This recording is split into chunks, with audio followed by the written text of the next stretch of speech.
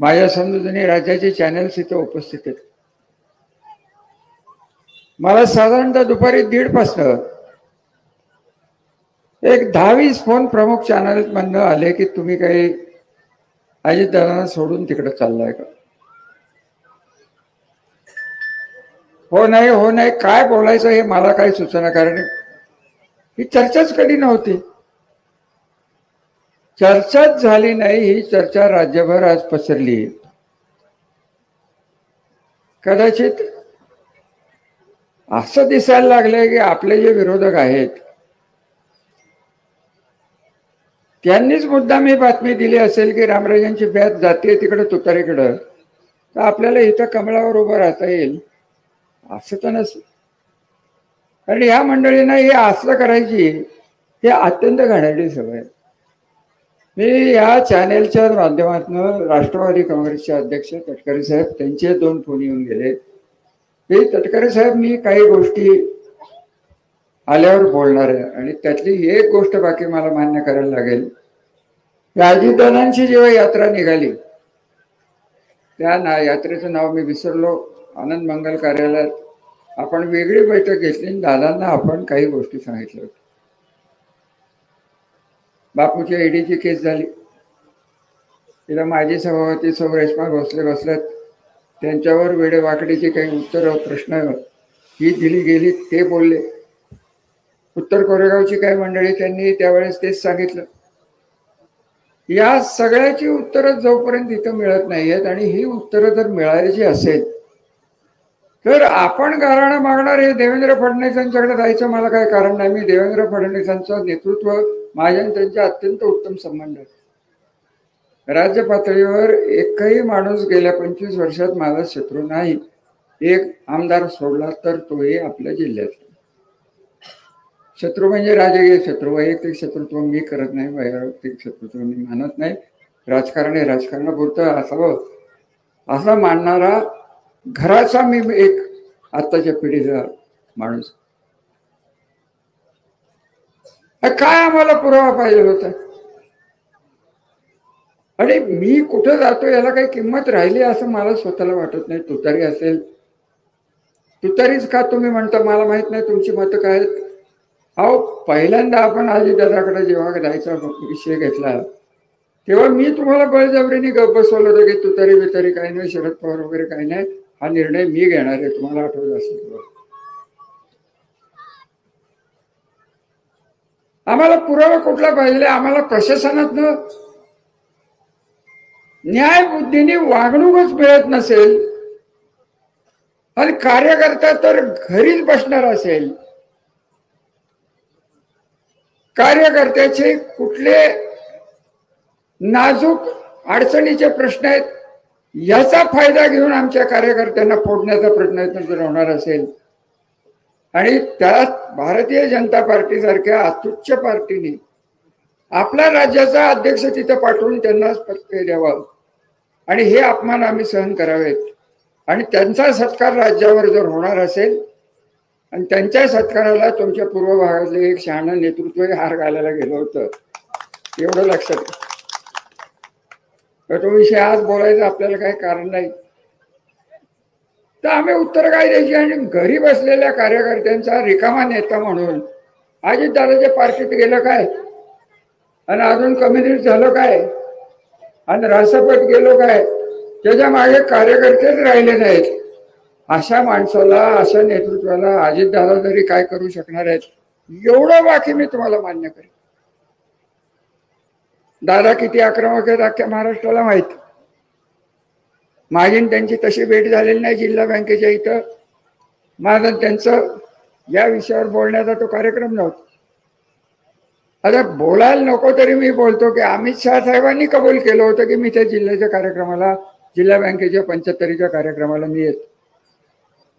हा फोन झाला होता, होकार घेतला होता. दिल्लीत जाऊन खासदार नितीन पाटील जाऊन त्यांना निमंत्रण दिले होते.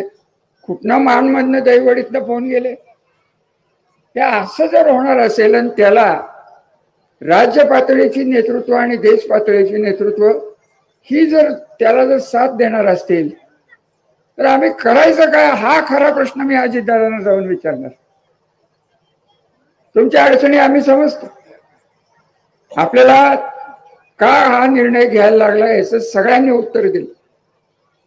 पवार साहेबांच्या, हे बघा, अजितदादांनी मला 95ला मदत केली, पण आपल्याला विकासाला दिल्लीतनं जी ताकद मिळालेली आहे, आपले कारखान्याचे प्रश्न असतील, नीरा देवगडचे प्रश्न असतील, बलकवडीचे प्रश्न असतील, संबंध पश्चिम महाराष्ट्राच्या 75% विश्वासार्हतेचे जे काही जे धरणं मायनर इरिगेशन पासून होती, तेव्हा पवार साहेबांनी तत्कालीन बंगालचे जलसंपदा मंत्री, त्यांचं नाव नेमकं विसरलो, ते वारले, ते त्यांचे मित्र होते, त्यांनी बोलवून सांगितलं. ते काही दिवसात सह्याद्री गेस्ट हाऊसला आले.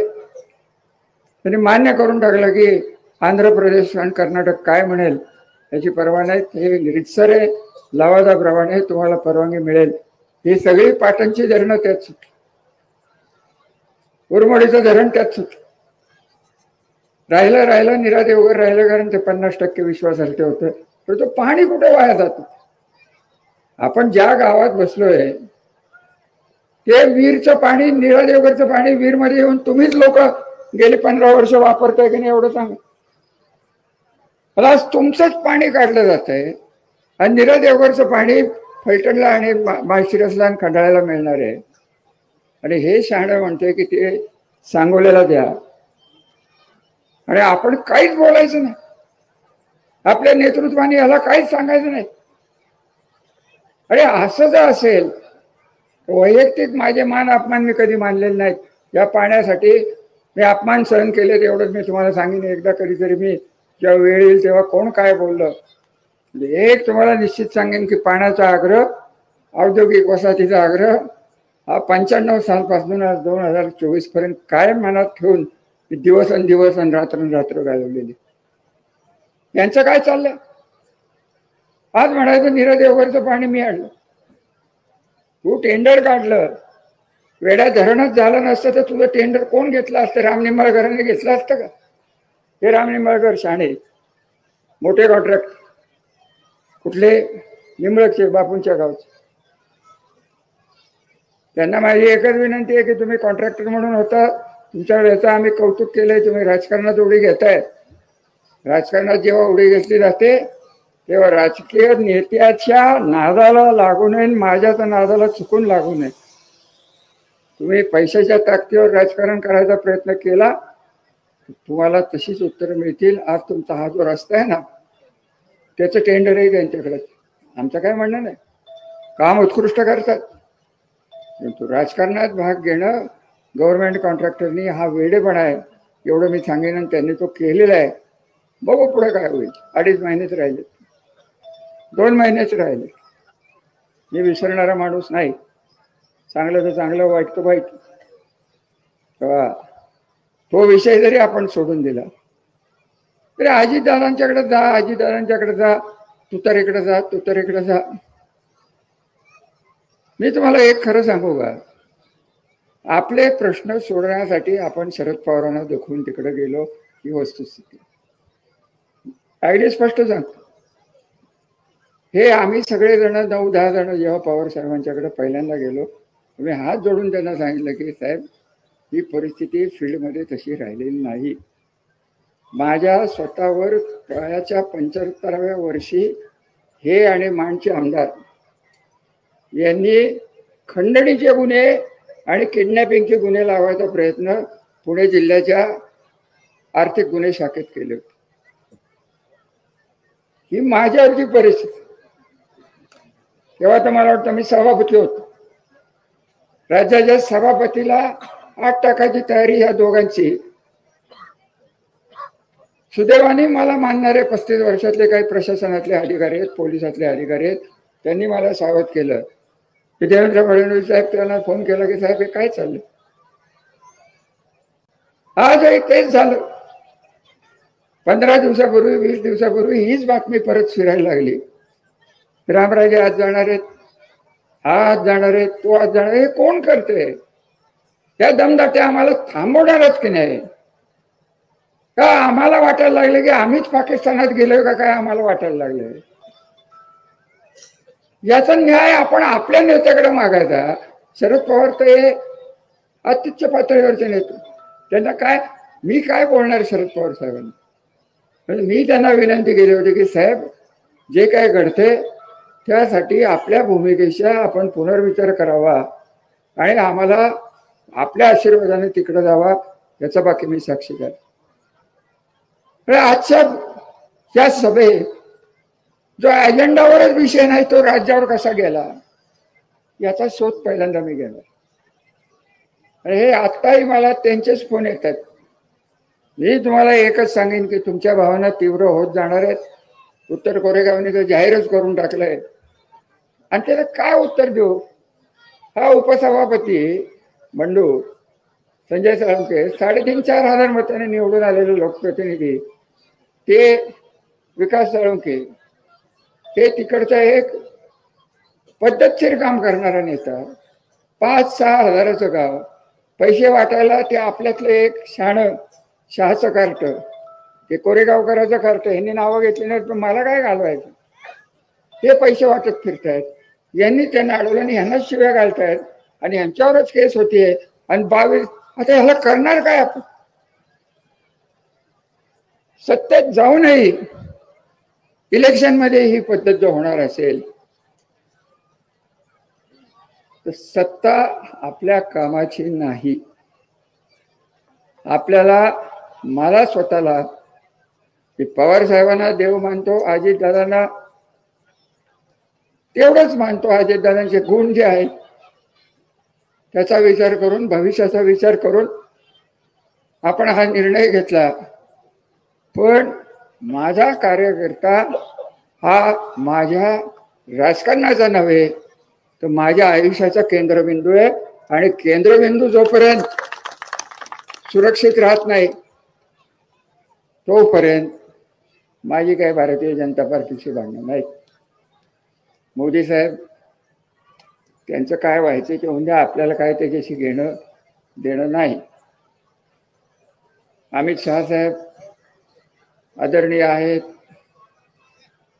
खरं सांगायचं तर सहकार कारखान्याचे इन्कम टॅक्स कोणी माफ केले असा जर प्रश्न विचारला तर बाळासाहेब अमित शहानी केलेलं आहे. आपल्याला मान्यच करायला लागेल. काँग्रेसला जे जमलं नाही ते त्यांनी केलं. त्याचं कारण ते स्वतः अहमदाबाद जिल्हा बँकेचे संचालक होते.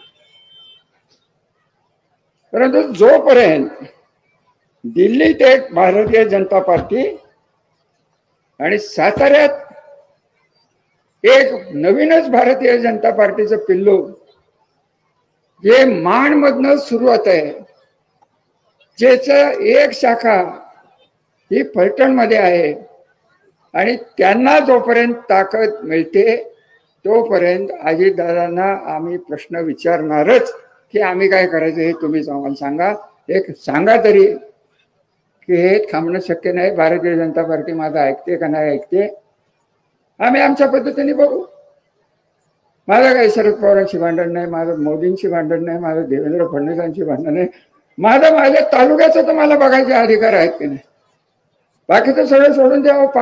पाणी काय जाते सर, एक लक्षात घ्या.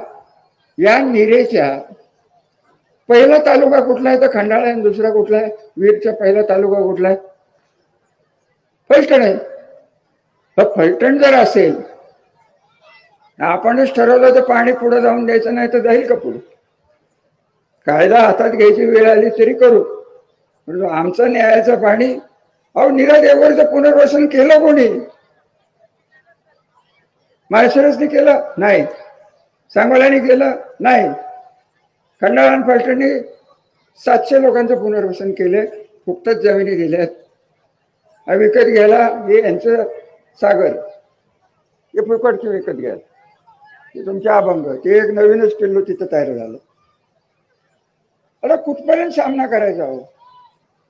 आपली काही राष्ट्रीय पक्षाची भांडण करण्याची महत्वाकांक्षा नाही आणि दिल्लीत जाऊन काय फार मोठं गाजवायचंय असंही माझं वय राहिलेलं नाही.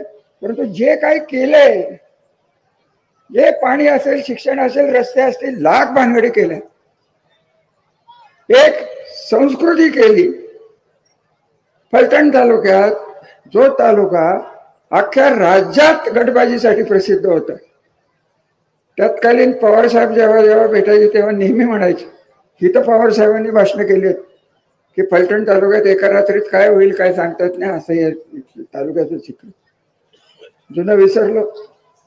राजकारण करताना विकास डोळ्यासमोर ठेवला, सत्ता मिळत गेली, कारखाने सुधारले. आज 5-6 लाखाचा ऊस आज 20 लाख टनावर ऊस गेलाय. यांचा स्वतःचा खासदाराचा कारखाना कोणाच्या पाण्यावर आलाय. उपळव्याला ज्वारी बाजरी होत नव्हती, तिथे एक कारखाना चालवतात. इतकं शहाणं आहे. ते काय होतंय, जरा उंच असल्यामुळे मला वाटत नाही त्याच्या मेंदूपर्यंत हृदयातनं रक्त जातं की नाही. आणि मेंदूत रक्त गेलं नाही तर आपण काय म्हणतो लोकांना, कसं पिसाळलेलं, ते लहानपणापासून पिसाळलेलं आहे, ते पिसाळणारच आहे. आता त्याला सत्तेची साथ. काय बोलायचं मला, काय वेळेस बाकी भारतीय जनता पार्टीचं मला फार मोठं कौतुक वाटतं की ज्या माणसाला आग टाकायचंय त्याला खासदारकीच्या पहिल्या यादीत त्यांनी डिक्लेअर करून टाकलं. म्हणजे आता समजायचं काय, असं सांगून टाकावं आम्हाला की बाबा इथं सर्वश्रेष्ठ नाईक निंबाळकर हे रणजित नाईक निंबाळकर आहेत, त्यांच्या पुढे कोणाचं काही चालणार नाही. SP त्याच्यासमोर वाकणार, इन्स्पेक्टर तर ते समोर आले तर त्यांना जुलाबच लागतायत. ढोले पाटील कोण आणलाय प्रांत, त्यालाही जुलाब लागतात. तहसीलदारही तसाच आहे. आपण कामच करायचं सोडून देऊ, आपल्याला काय करायचं ते आपण ठरवू. एकदा आम्हाला सांगून तरी टाका. कार्यकर्त्याला जर सरकारी अधिकाऱ्याच्या समोर जर मान मिळत नसेल आणि असं जर सांगितलं राहील की वरनं आम्हाला वरिष्ठांचे फोन आले होते, वरिष्ठ कोणते सांगायचंच नाही. म्हणजे पोलीस चौकीत आजही गेला तुम्ही, ते बोलणार नव्हतं खरं वाढदिवसाच्या दिवशी. काय त्या आगवण्याचं माझं काही प्रेम नाहीये. आगवण्याचं काय केलं, अहो लाज वाटते की आगवण्यासारख्या त्याचाच कार्यकर्त्याला 16 केसेस केले. त्याच्या मुलींनी आत्महत्येचा प्रयत्न केला, त्याच्यावर केस झाली. अजून एक आत्महत्या झाली, यांचं नाव घेतलं गेलं, तपासच नाही. तर त्यांना सगळंच माफ असेल तर तसं एकदा सांगून टाका, हे रणजित नाईक निंबाळकराला काही आम्ही होऊन देत नाही. तोपर्यंत तो कमळ आहे, आवरण कमळावर तुम्हाला मान्य करायचं असेल तर महायुती. अहो हे काय, कशाची महायुती? इथं साखरवाडीचे लोक इथं बसलेत. साखरवाडीचे स्वतःला सर्व म्हणणारे शरद पवारांना जाऊन सांगतायत. फोटो बघितला असेल तुम्ही सगळ्यांनी. शरद पवारांना जाऊन सांगतायत रामराजे तुमच्याकडे आले नाहीत, आम्ही येऊ, रणजित सिंह नाईक निंबाळकर हे भाजपत राहतील, आम्ही तुम्हाला उमेदवार देऊ. हे तो कोण कांबळे पाटील काढलाय त्याला देऊ, आणि तुम्ही आम्हालाच म्हणताय होय महायुती पाळा. महायुतीचा धर्म त्यांनी सांगावं ना. मी जसं देवेंद्र फडणवीस साहेबांच्या समोर, अजितदादांच्या समोर सांगितलं की त्याचा प्रचार आम्हाला जमणार नाही, मी त्यांच्या स्टेजवर येऊ शकत नाही, मला माफ करा, मी घरी बसेन. त्यांनी एकदा सांगून टाकावं, मग बघू काय होतं. हे सगळे प्रश्न खटके वस्तीत बसून आपल्याला सोडवता येणार नाही. तुमच्या भावना तीव्र होत चाललेल्या आहेत.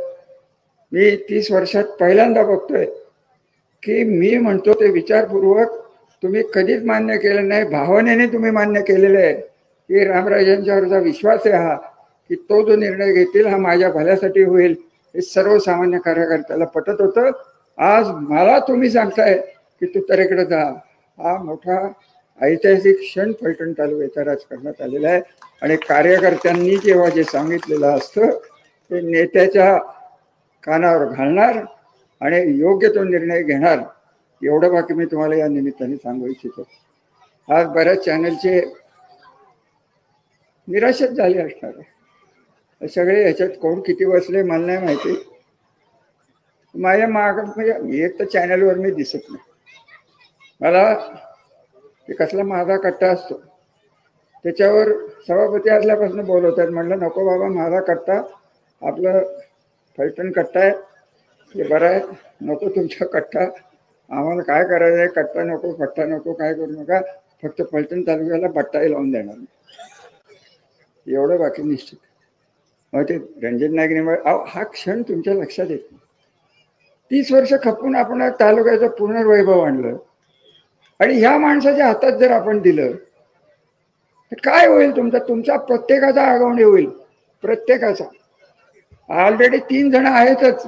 एक दुधेवाडीचा आगवणे नंबर 2, एक विलासराव नंबर 3 आणि चौथा सोमंतळेचा. 4 आगवणे, 1 2 3 4 ओळीनी आहेत. तुम्हाला रांगेत जायचं असेल तर खुशाल मराठीकडे, मला काय करायचं, मला मोकळं करा. तर तुम्हाला निर्णय मागायचा की तुम्हीच एकदा मला सांगून टाका की रामराजे तुमच्या बडबडीचा आणि तुमच्या विकासाचा नेता, त्याचा मला कंटाळा आला. 30 वर्ष आम्ही तुमचं ऐकलं, आता आम्हाला नाईक निंबाळकर बदलायचा आहे, कारण तो दिसायला फार देखणा आहे, त्याची अबाउट हनवटीला लागतात. अहो त्याच्या आजोबांनी 67 साली, इतकं ते बाळ विचित्र आहे. अरविंद मेहता बसले तिथं. शिवाजीरायांच्या इलेक्शन मध्ये तिकीट दिलं नाही म्हणून जे फलटण तालुक्यात बंड झालं, त्यात निळकंठराव नाईक निंबाळकरांना 6 वर्ष शिक्षा झालेली. त्यांचं नामचं पटो न पटो, परंतु घर म्हणून जेव्हा एखादं होतं तेव्हा निळकंठराव झाले आमच्या बरोबर राहिलेले. एवढी अक्कल यायला नाही, त्याला नादाला लागते ते तिकडे कुठे गेलं की घाटावर चाललं. अहो 6 आमदारांचा खासदार हा त्यांचा बॉस, तर त्या मानच्या आमदाराचं पिशवी घेऊन, भाऊ काय झालं, काय करू, रामराजे असं म्हणले. आपला कॅनॉल कमिटीवर जयकुमार मेंबर होते, हे माहितीये का तुम्हाला? एका पत्रकाराने लिहिलं का कधी?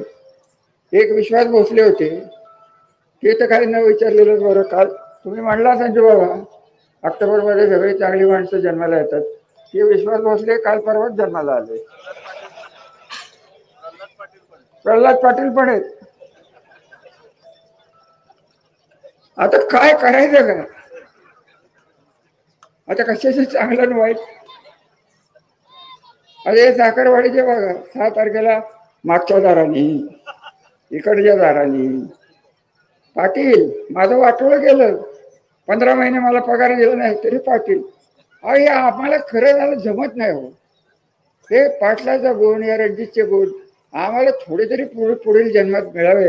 हे काही न करता मतं कशी घ्यावी, त्याच्यात या दोघांची काय केलंय काय यांनी, बोलण्यापलीकडे काय करू शकत नाही. वर्ण साथ मिळेल. अरे आज हिंमत असले तर ये, चल मी अपक्ष उभा करतो, तू अपक्ष कर, चल बस झालं. पार्टीन शरद पवार माझी आहे का हिंमत? चल ये, चल तू छत्री घे आणि तू कुत्र घे.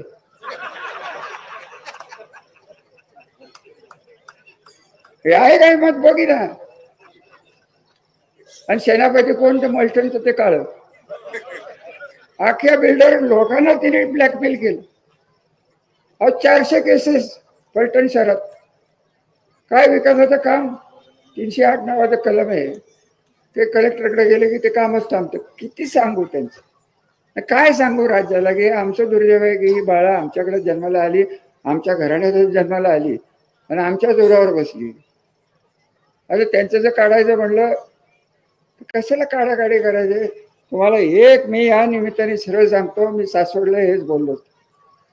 85 साली पाटलाचं मी सांगितलं होतं पाटलाला, तुम्ही करताय ज्या पद्धतीने कारखाना चालवलाय, कारखान्याचा उपयोग राजकारणात केला गेला तर याचं जिवंत उदाहरण श्रीराम कारखाना आहे, तुम्ही ते करू नका.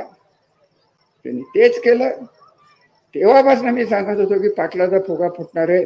माझी काडीची इच्छा नाही की पाटलाच्या इस्टेटीवर काय परिणाम हवे. त्यांनी त्याच्या हाताने उद्योग करून घेतले. आता भोगायला लागतं. कार्यकर्त्यांचं काय केलं? इथं रेशमा बसली, त्यांच्या वडिलांचं कर्ज पाटलांनी फेडायच्या ऐवजी यांना फेडायला लावलं, त्यांच्या मागे हे धुणं लावलं आणि परत म्हणायचं काय, माझ्याकडे कुठं कारखाना होता? बरबाद झालो मी. बरबाद स्वतःच्या हाताने झाला. कुठल्या शाण्या माणसाने व्यापाऱ्यांच्याकडनं पैसे घेऊन कारखाना चालवला? ह्याने चालवलं. अहो काय साखर कारखान्याचं सांगू, गोडाऊनला बाहेर शिक्का असतो प्लेटचा, बजरंग नाना, तिथं साखरवाडीत शिक्का. आत व्यापारी आला बघायला, समोर पोत्याची थप्पी आणि मागं मोकळं. ही पद्धत, मोकळच मागं म्हणजे पोतीच नाही, ही पद्धत पाटलाची. व्यापारी शाणेच. काय केलं आमच्या करवाचं?